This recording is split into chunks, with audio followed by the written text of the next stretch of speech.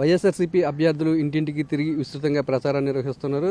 CM YS Jaganmohan Reddy పరిపాలనలో జరిగిన మంచిని వివరిస్తూ ప్రచారాన్ని కొనసాగిస్తున్నారు. చోడవరం నియోజకవర్గంలో ప్రచారం ఏ విధంగా జరుగుతుంది అనే విషయాలు మనతో మాట్లాడడానికి స్థానిక ఎమ్మెల్యే ధర్మశ్రీ ఉన్నారు. సార్ చెప్పండి సార్, మీరు గడప గడప ఇప్పటికీ తిరిగారు, మళ్ళీ ఇప్పుడు రెండో విడతగా ప్రచారం కూడా మొదలుపెట్టారు. ఏ విధంగా మీకు ప్రజల నుండి మద్దతు లభిస్తుంది? ప్రజా వెల్లువ, ప్రజా ఉత్సాహం, ప్రజా స్పందన చాలా ఆనందభరితంగా ఉంది. కారణం ఏంటంటే, మీరు ప్రచారం అంటున్నారు కానీ ప్రజలతో నిత్య నిరంతరం ఉండడం మా ఆచారం. ఆ ఆచారమే ప్రచారం కింద ఈరోజు పత్రికాముఖంగా చెప్పాల్సినటువంటి అవసరం ఉంది. లేకపోతే మమ్మల్ని ఎక్కడ కూర్చోబెట్టారండి జగన్ గారు. పొడి ఆ వేళ గెలిచిన 2019 ఏ రోజైతే గెలిచామో గెలిచిన దగ్గర నుంచి పరిగెట్టించడమే, ప్రజల దగ్గర ఉండడమే, ప్రజల చెంత ఉండడమే, ప్రజల కోసం పనిచేయడమే, ప్రజల కోసం ప్రజల చెంత ప్రజల కోసం చేస్తున్నటువంటి ప్రతి కార్యక్రమాన్ని కూడా ప్రజల్లో తీసుకెళ్ళి ప్రజలకు వివరించడమే పనిగా ఆ రోజే 2019 నుంచి 5 సంవత్సరాలు అలాగే పరిగెట్టాం. అంచేత కొత్తగా మాకు ఇదేమి కొత్తగా ప్రచారం చేస్తున్నట్టు ఏం లేదు. ఎందుకంటే ఆల్రెడీ ఇప్పటికే గడప గడప మన ప్రభుత్వ కార్యక్రమం చేస్తాం, రచ్చబండ పల్లె నిద్ర కార్యక్రమాలు చేస్తాం. అలాగే ప్రజల దగ్గరికి వెళ్ళిపోయేటంటే ఇప్పుడు ఈ గతంలో అయితే అవునన్నా కాదన్నా సరే మాకు 119 పంచాయతీలు, చోడవరం వార్డులు ఒక 20 వార్డులు కలిసి 140 దగ్గర ఉన్నాయి. మొత్తం వార్డులు కూడా పంచాయతీ కింద కన్వర్ట్ కానీ చేసుకుంటే ఆల్మోస్ట్ మీకు 140 ఉన్నాయి. 140కి ఎంత క్యాడర్ అయినా ఒక్కొక్క పంచాయతీకి 2 మెయిన్ క్యాడర్ ఉండేవారు. మెయిన్ క్యాడర్ ఉండేటప్పుడు సుమారు 200 మంది 300 మంది ఉండేవారు. ఇప్పుడు అది లేదు. 300 మంది ఈరోజు 3000 మంది అయ్యారు. 3000 మంది ఈరోజు ఏంటంటే అవునన్నా కాదన్నా 10,000 మంది అయ్యారు. క్యాడరు లీడర్సు చాలా వైసీపీ కొండంత అండగా ఉన్నారు. అంచేత వాళ్ళందరూ ఎక్కడికెక్కడ ఎవరికి వాళ్ళు యాక్టివిటీస్ చేస్తూనే ఉన్నారు. మేము కూడా అలాగే చేస్తూనే ఉన్నాం. అంచేత ఈరోజు ఎన్నికల ప్రచార కార్యక్రమంలో ఓటు అనేది ఏంటంటే వజ్రాయుధం ప్రజల చెంత ఉంది కాబట్టి ఒక మాట అపీల్ చేయవలసినటువంటి ప్రాథమికమైనటువంటి బాధ్యత మా పై ఉంది కాబట్టి మేము అడుగుతున్నాం అంతే.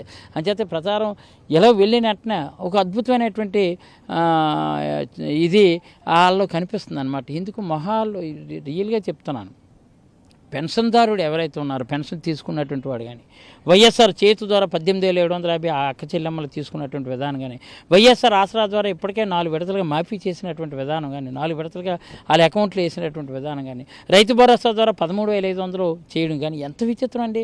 అమ్మఒడి మన పిల్లలు మనం చదివించుకోవడం ఏంటి, చదివిస్తున్నందుకు 15,000 రూపాయలు ముఖ్యమంత్రి ఇవ్వడం ఏంటి, మన భూమి మనం పండించుకోవడం ఏంటి, భూమి పండించుకోవడం కోసం పెట్టుబడి రూపంలో రైతు భరోసా ముఖ్యమంత్రి ఇవ్వడం ఏంటి.